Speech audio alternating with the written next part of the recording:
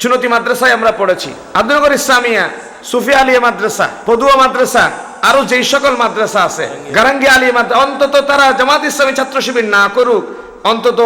না করলেও বিরোধিতা করতে 1000 বার চিন্তা করে মাদ্রাসার ছাত্ররা, করে না?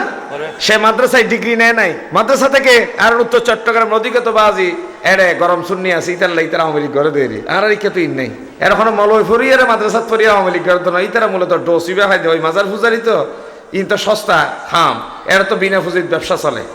বিনা ফুজির ব্যবসা চলে দিয়ে রক্ষা করতে যাই রে, আর তো সবসময় ইদের বিরুদ্ধে হতা হয়, ইদের বিরুদ্ধে হইলে তুই তারা আশ্রয় প্রশ্রয় লই বেললে ওই ঢালুই করে ব্যবহার করে সবসময়, জিবে দিয়ে মলয় ফিরে যায়, ঠিক নয় না?